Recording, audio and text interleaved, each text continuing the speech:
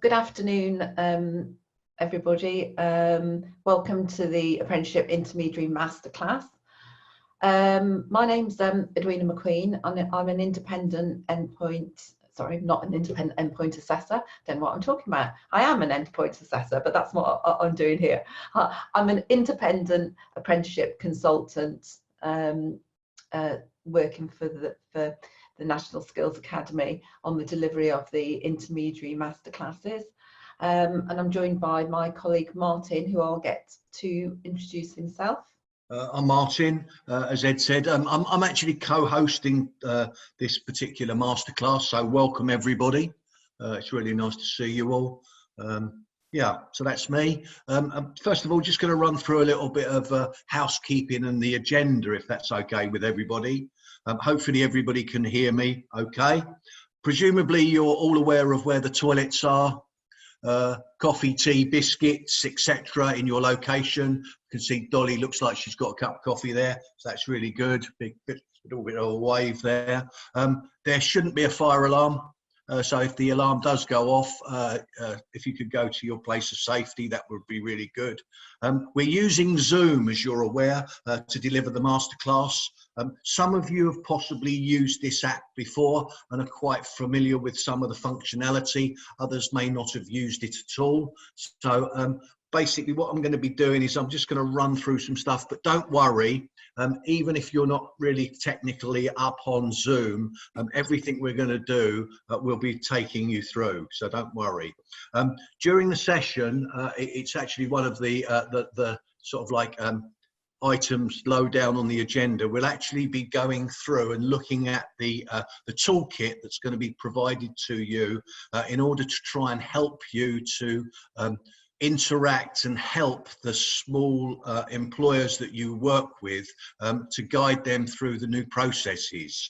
The toolkit's actually been written at to deliver to all levels. So if some of your small employers or employers are people who haven't actually been engaged with this process at all or hardly ever, there's stuff in there. And if they're really sort of like bang on and they've been doing apprenticeships for years, then it caters for them as well. So it's a wide range of information in there.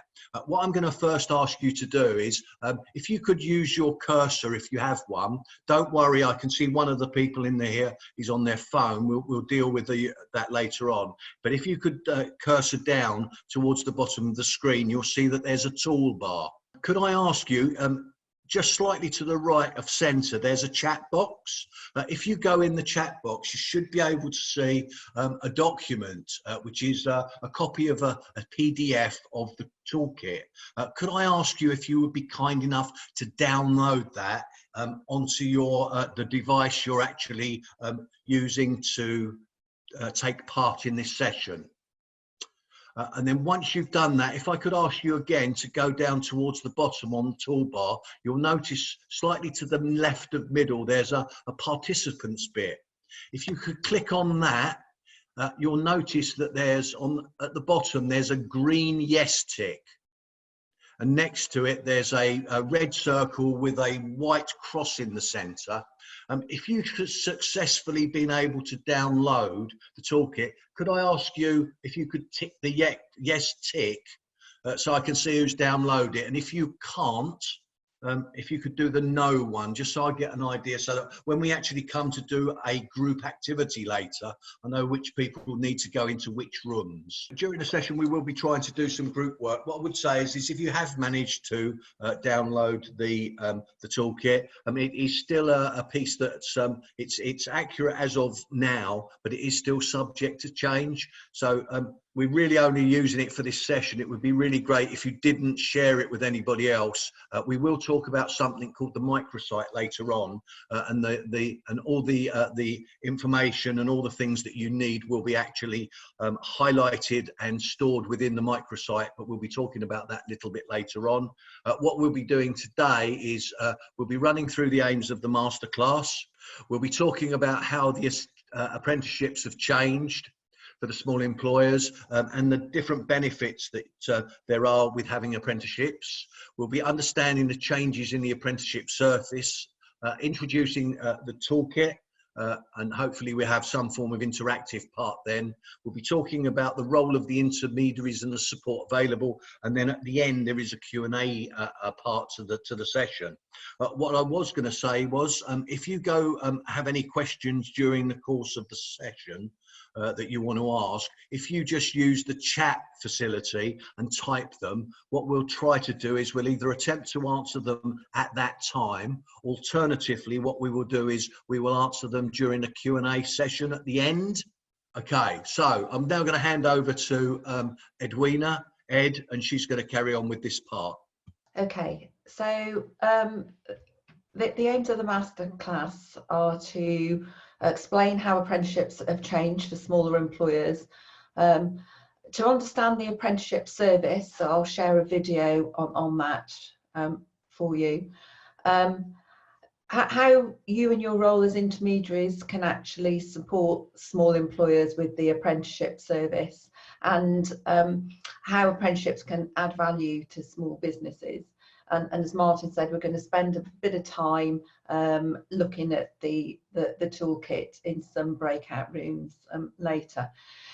Just before we start, I just wanted to remind people of the apprenticeship journey so far. That's how we've come to be where we are today. So back in 2012, Doug Richards published his review of apprenticeships.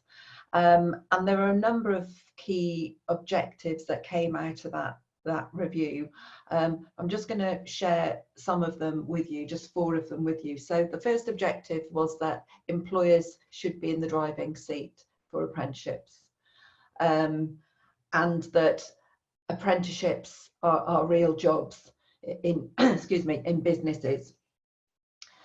He also said that employers should be responsible for designing the apprenticeship standards, for paying the levy.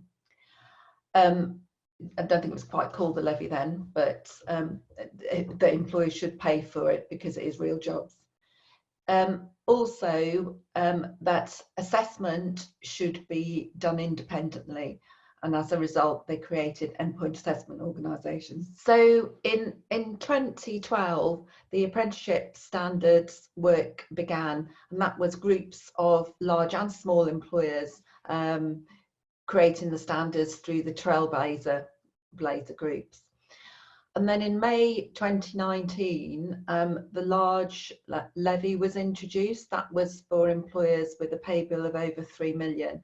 And currently, 0.5% of their pay bill gets transferred into the apprenticeship service from large employers. Also in May 2017, the large employer apprenticeship service was developed. In January this year, the apprenticeship service opened up for small employers. So this is what the Intermediary Masterclass is about, and it's about supporting those small employers access the apprenticeship service, because there's a date at the end, November 2020. In November 2020 this year, it will be the end of non-levy contracts, which means that training providers who have currently got funding allocation grants from the ESFA will no longer receive funding in that way. All funding for small businesses will be going via the apprenticeship service. Another key date is August 2020, and that's when all of the old apprenticeship frameworks will finish. What that actually means if an apprentice is currently on a framework, they will be able to continue on that framework until they have finished their apprenticeship, but there will be no new starts on the old frameworks. All new starts will be on the new standards. So how have apprenticeships changed, and what are the benefits for the smaller employees? So the apprenticeship service has been created to create more flexibility for small employers, and by that I mean that they they've got the option to choose any provider that they wish to work with. Currently, small employers work closely with local providers, local colleges within their area, and they may still wish to choose to do that. I'm sure they will. But the new service opens up flexibility for them to actually choose any provider. So it could be a national provider who can deliver their standard for them. The service also gives them the opportunity to get feedback on data on providers, so that's feedback from other employers who've used them, and also how their quality is. It gives them the opportunity to choose the right apprenticeship standard for their job role, and I should say that currently there's 550, just over 550 live apprenticeship standards. There's actually over 600, a number are still in development. So that's basically 550 job role types, because the apprenticeship standard is linked to a job role.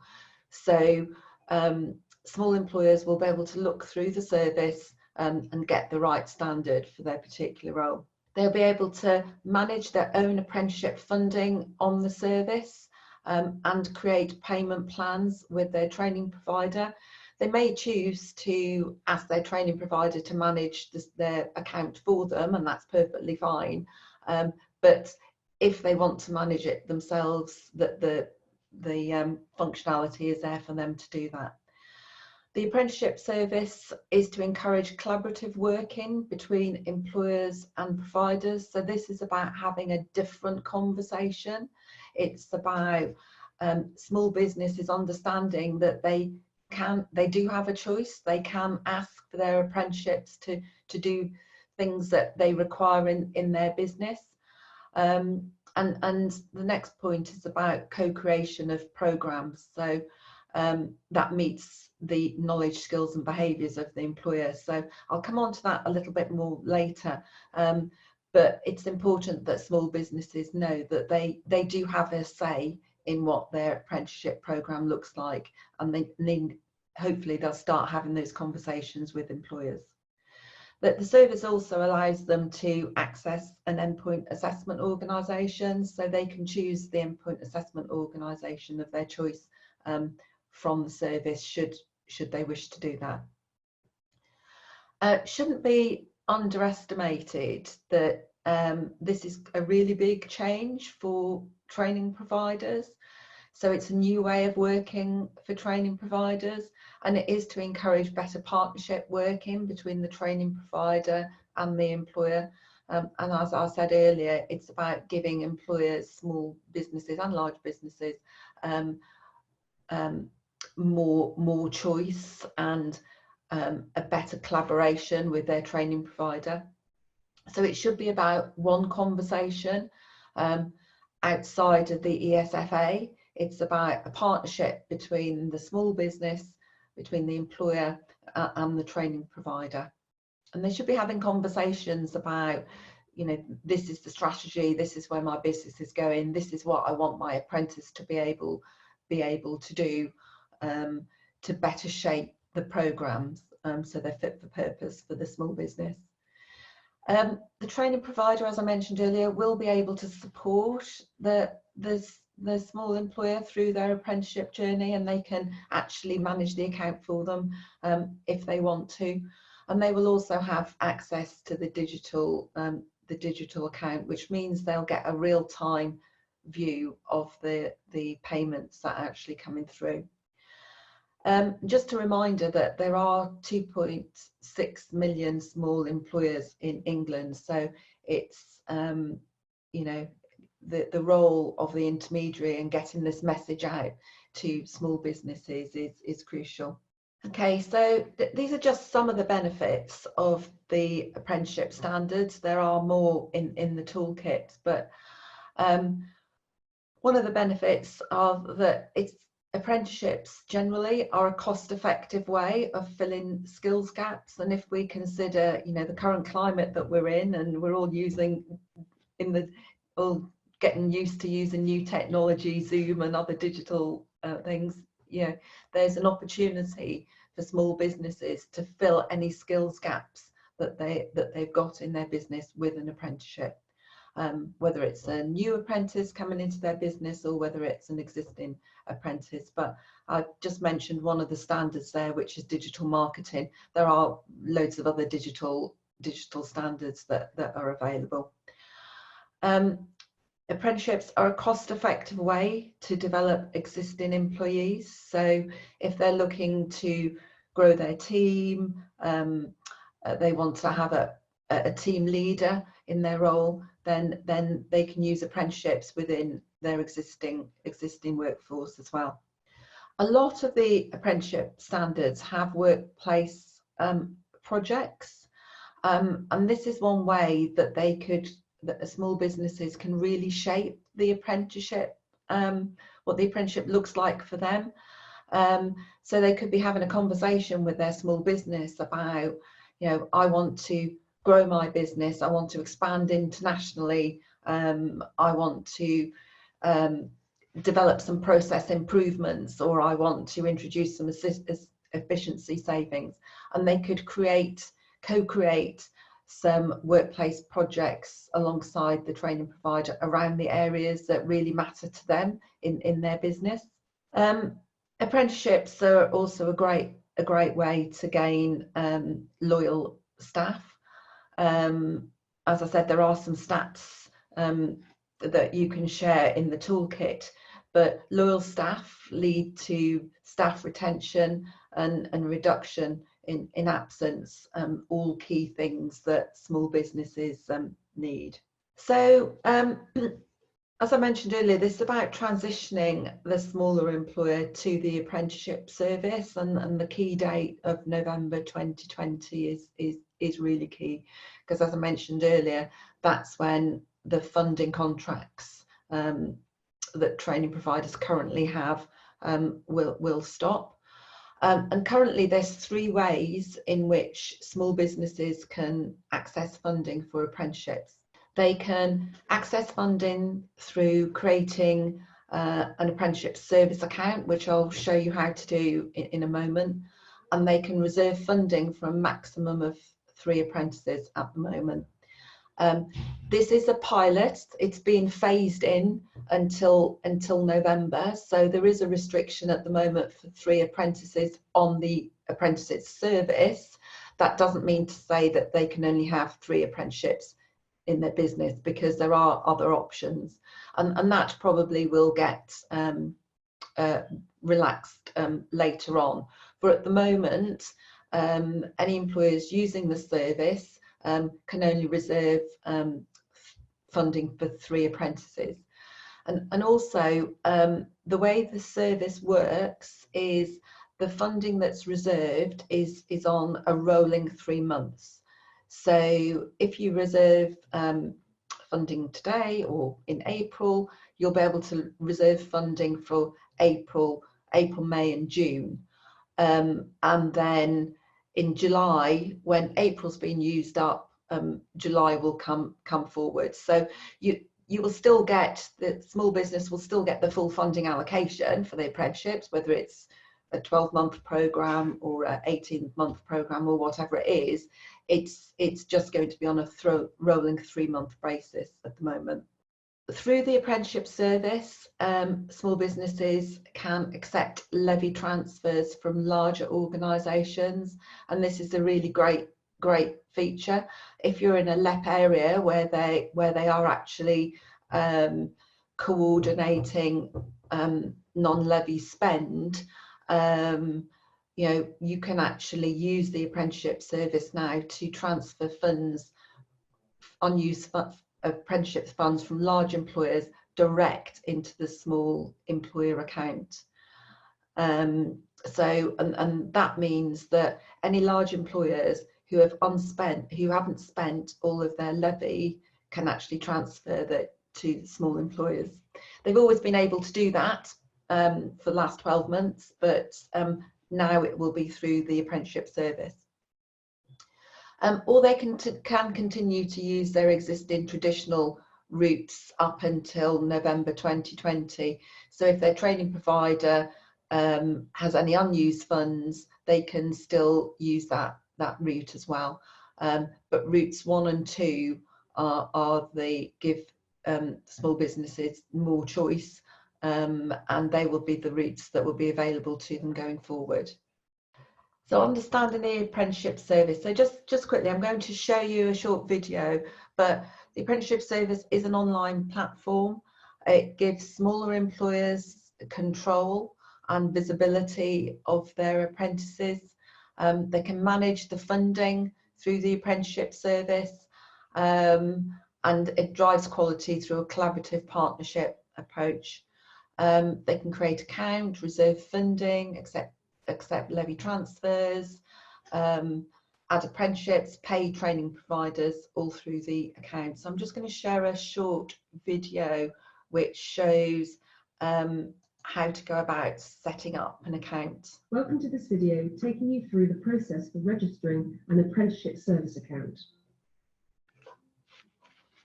Once you have registered, you will be able to manage your apprenticeship funds and pay your chosen training provider. You will also be able to send a transfer of apprenticeship funds if your organisation pays the apprenticeship levy or receive a transfer from a levy-paying employer. Sorry, guys, I don't know what happened then. I think, oh, sorry. Oh. Sorry, everybody. I don't know what happened. I think I touched my desktop. I'm so sorry. I shall try again. Welcome to this video taking you through the process for registering an apprenticeship service account. Once you have registered, you will be able to manage your apprenticeship funds and pay your chosen training provider. You will also be able to send a transfer of apprenticeship funds if your organisation pays the apprenticeship levy or receive a transfer from a levy-paying employer. To begin the process, go to the Manage Apprenticeships part of the service. You can find a link on our guidance page on gov.uk. Just search for Register and use the apprenticeship service, or follow the links included in the video description. It's important you read the guidance before you start the registration process. Every time you log into your account, you will be presented with the same starting screens. As this will be the first time you have created an account, you will need some key information to hand. You will need at least one PAYE scheme and the organisation's Government Gateway ID and password for that scheme. For more detail on the Gateway ID and the information you need to register, view our other video titled What You Need to Set Up an Apprenticeship Service Account. Firstly, you need to register as a user. Don't worry, you can add more users and change the levels of access to your account once you have set it up. Enter your name, email address, and create a password. A verification code will then be sent to you by email.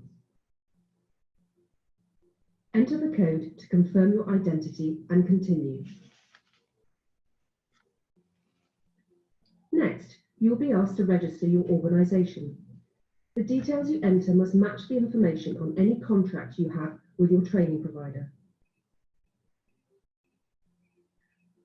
Any of your connected organisations that enter into a contract for apprenticeship training needs to be added to your account. You can add connected organisations to the apprenticeship account once you have set it up. Enter your company's house number, charity number, or do a search by inserting your organisation's legal name. If your organisation is displayed on the screen, click on your name, then confirm your details. If you can't see your organisation's name, you can enter the details manually by selecting this option. which you can find at the end of the search results. Enter your organisation's name and postcode, then select your address. If your address is not displayed, you can enter it by filling in the relevant fields. Check the details are correct before you continue. You will then need to add a PAYE scheme. Using your organisation's government gateway details, you will be asked to grant authority for your tax details to be used. By doing this, you allow HMRC to send to the Education and Skills Funding Agency, ESFA, details of the amount of levy you have paid to that particular scheme. This will enable us to display the correct apprenticeship funds in your account. After you have entered your credentials, the system will ask you to confirm the PAYE scheme details to complete the setup. Please note, individual or agent login details do not work. Only the organisation's Gateway ID grants the level of access needed to display your information. You can add more PAYE schemes once you have set up your account. You will need an organisation's gateway details for each individual scheme you want to add. You will now be prompted to add additional users, connected organisations and PAYE schemes. You have the option to close the prompt and to add additional users manually later. We would advise you always to have a minimum of 2 account owners. This is for security purposes and in case the person who set up the account is unavailable. Finally, you will also be asked if you want to sign the Employer Apprenticeship Agreement with the ESFA. If you are not authorised to sign legal agreements on behalf of your organisation, this can be actioned by an appropriate user at a later date. However, you must ensure the agreement is signed before any payments to training providers can take place. Your account is now set up and ready to use. You can start to add additional details, including adding your apprentices and setting up payments with your chosen training providers. As I mentioned at the start of the video, please also read our guidance called Register and Use the Apprenticeship Service on gov.uk.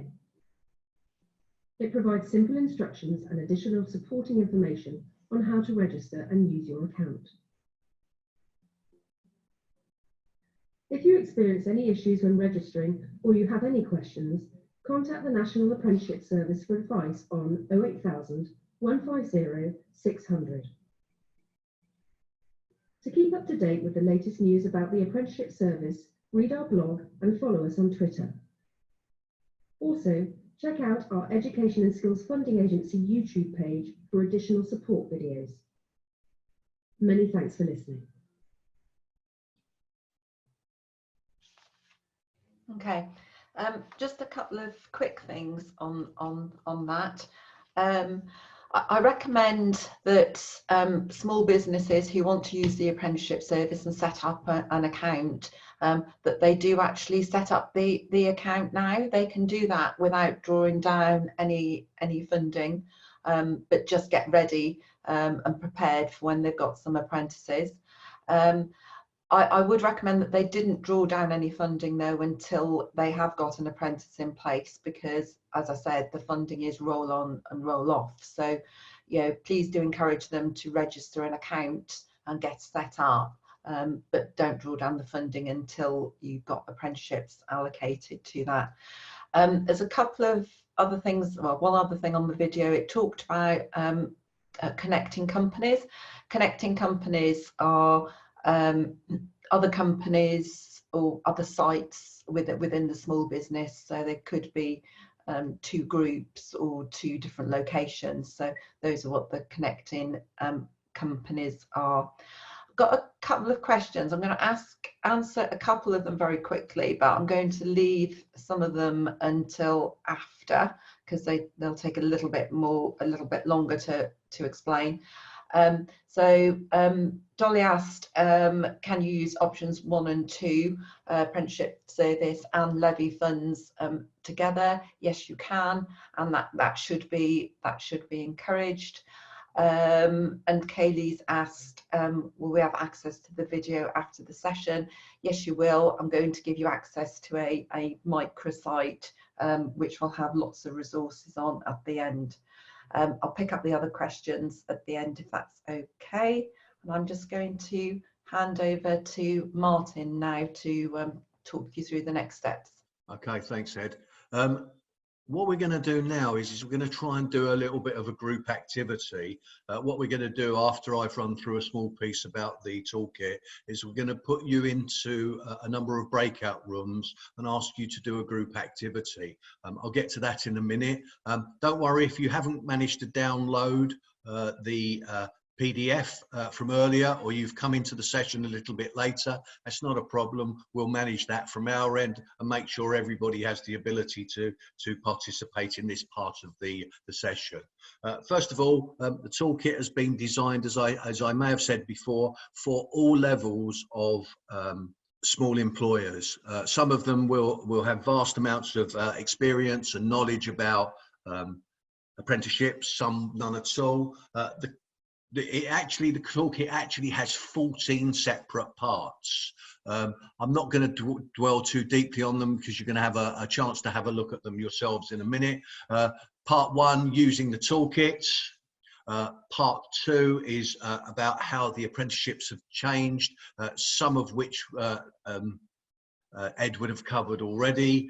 Part 3 is a little bit about the apprenticeship service.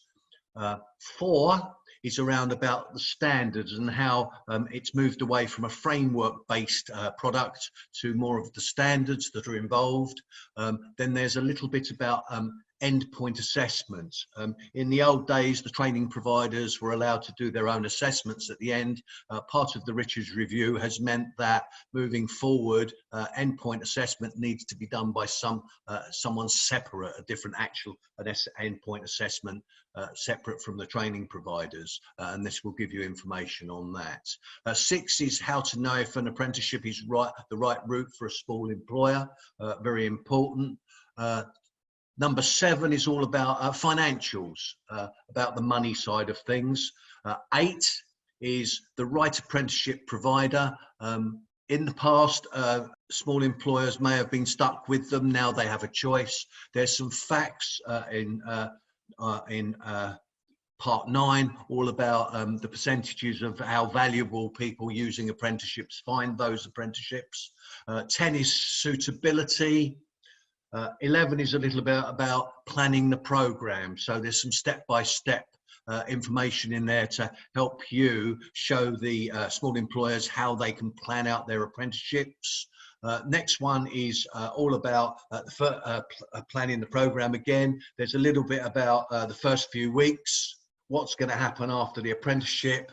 And then there's a really nice section in part 14, which is all about further support. We'll cover that a little bit more in depth. Please don't think that this is the only method that you can get help, although this is a massively good source of information, and we've had lots and lots of really good feedback from previous people who've been on the course, both the face-to-face masterclasses and the webinar ones, but I don't want to tinge your view, because now what I'm going to ask you to do is just to have a look at the yellow ones on the top of the slide, where you've got things about that might be important to consider.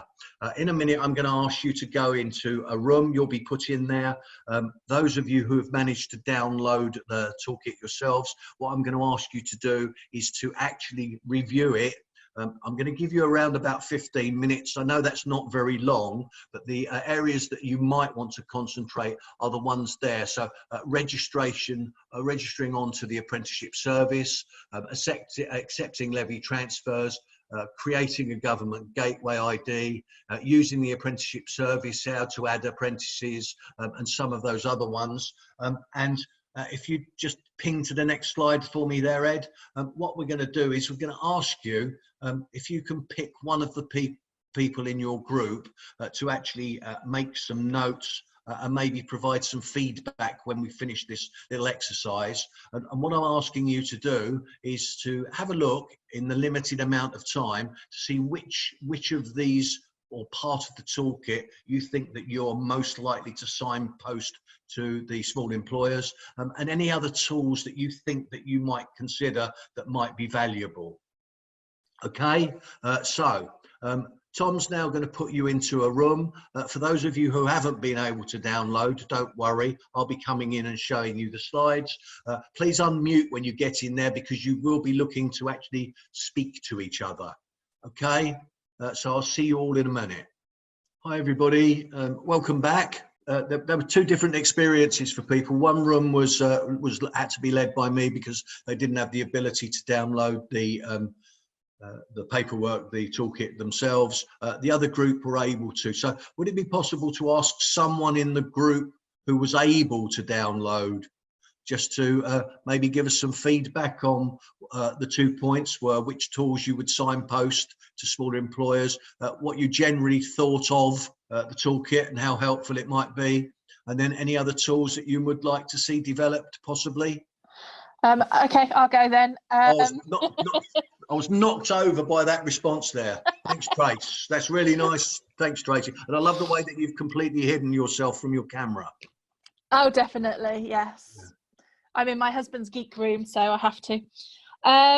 We looked at it.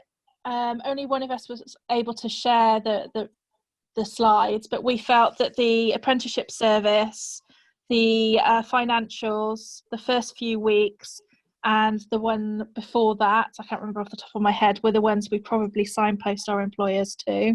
So the planning one, yeah? Yes, planning and apprenticeship. Okay. Those tend to be the main questions that we tend to get.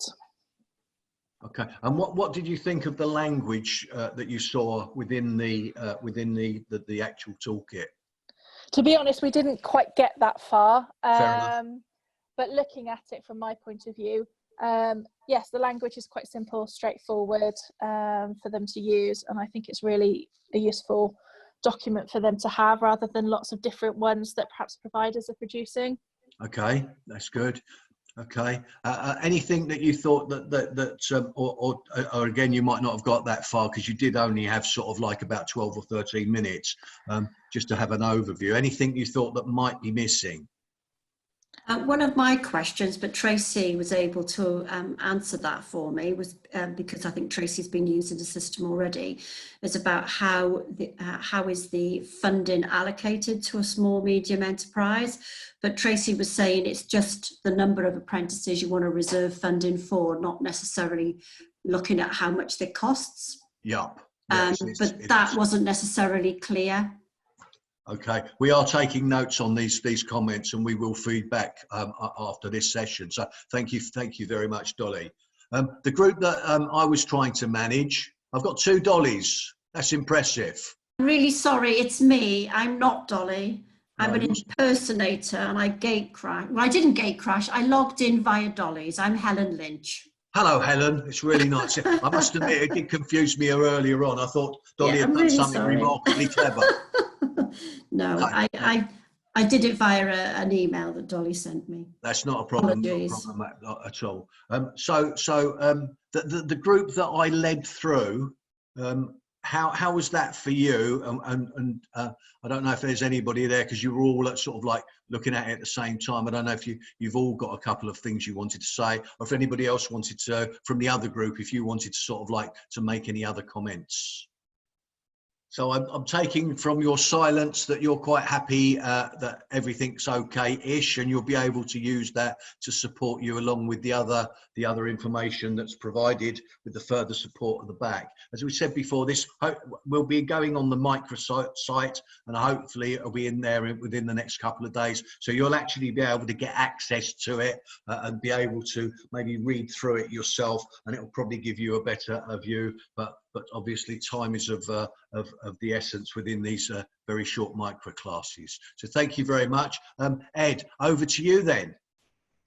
Just a reminder what the intermediary service is about. It's to prepare the small businesses for November 2020.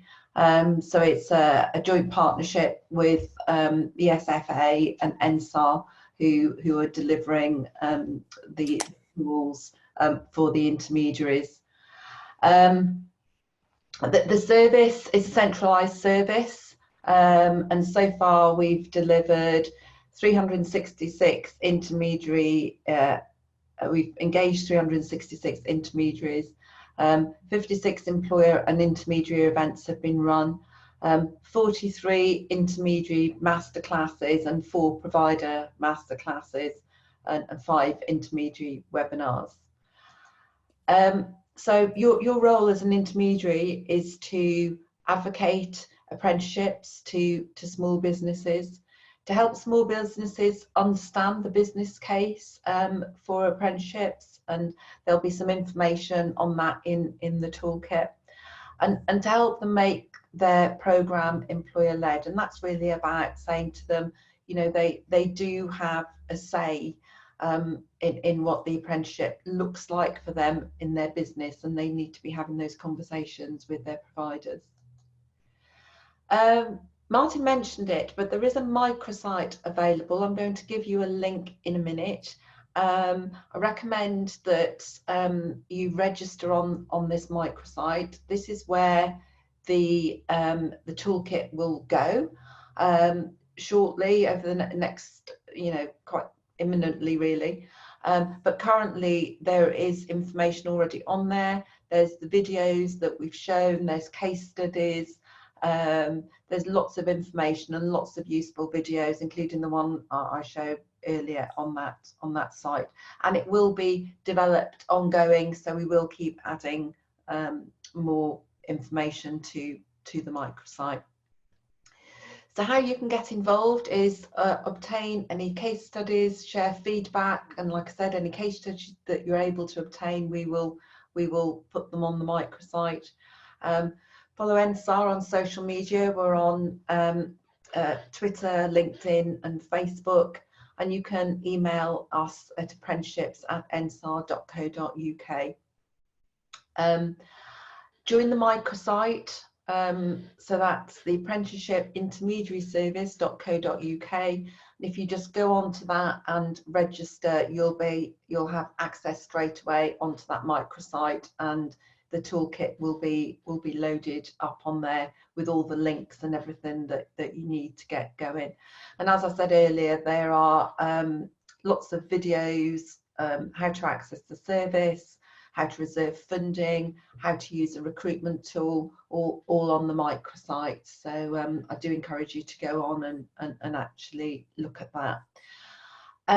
Tom, if he hasn't already done it, is going to he's popped a link in for the resources as well in the group chat, but also there should be a link to our feedback form, which we're popping up in a minute. So if you could download that and give us feedback on the masterclass today, that would be great. So just finally, it's over to you for questions. Helen, not Dolly, who asked. If you want to unmute yourself for the Q&A, that's fine. If everybody'd like to do that. So I was going to answer the question, but you're okay with that? Have you got anything else around that, Dolly? Helen, sorry. No, I'm fine now. Thank you very much. Okay. I mean, the only thing I would add to that is the apprenticeships standards. There is a funding band for each apprenticeship standard, so it does depend on the apprenticeship standard how much the funding is. So if it's a service, what, 3,500 and so forth. So if an organisation was going for a really expensive standard and that's what they needed, that was their business case, that's acceptable, would it, in this phase? So yeah, they'd get whatever the funding band was for that. Okay. So, okay. Yeah. Can I just clarify the other point that I raised around, can an SME use approaches 1 and 2, which was accepting levy transfer at the same time as reserving the 3? Yes. Okay, thank you. Yeah. And if they do the levy transfer, option 2, they will get 100% of the money from the levy transfer. Yeah, thank you. Yeah, and I'd encourage that they do that. That's a good way of taking on more apprenticeships. Yeah. Okay, and a good way to create a relationship with larger employers for the future as well. Yeah, yeah, thank you. There was another question. Tracy Kelly, you asked the question, I didn't quite understand it. Do you want to turn your microphone off and ask it again? Yes, basically what it is I work with schools, and they, like many other providers, are using a third party to process their payroll. That basically means that they don't have their own payroll function on the codes in order to put onto the apprenticeship service. So it is causing problems because they can't then access, because they are non-levy, the pot of money available for them. So it's just causing issues. So it was more for people to be aware of that issue. I don't know why they can't access it now, because they don't have their own payroll and account number. So that's what's needed for the apprenticeship service. So, cut a long story short, after speaking to HMRC, the apprenticeship service, the ESFA, the payroll function, and 2 months later, I'm still no further forward. Because there is another account number they can use, but they might not actually, which I keep forgetting actually, the name of it, but they might not actually have access to that if they do their payroll differently anyway, so it might not help. Yeah, so they basically pay a fee for the council to do their payroll, so they don't have any function for it. So at the moment that is inhibiting schools from taking it up, but no one seems to be taking it forward or trying to come to a solution of how we can move around that. Okay. So any help would be greatly appreciated, really. Okay. Was it the government, create a government gateway ID? Yeah, so basically, yes, to set up their gateway ID, they need their payroll number and their PAYE scheme number. Yeah, and they don't have that.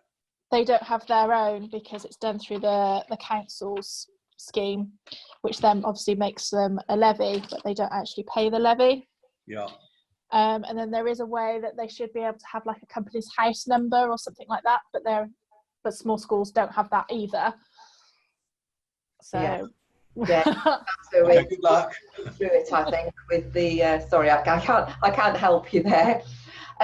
Just to say, Tom has just uploaded the masterclass slides as well as the feedback form if everybody wants to download that.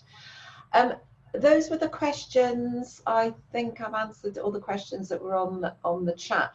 Does anybody have any other questions? No? Okay, well, if no more questions, register on the microsite. You know, take a look around, and yes, thank you for joining.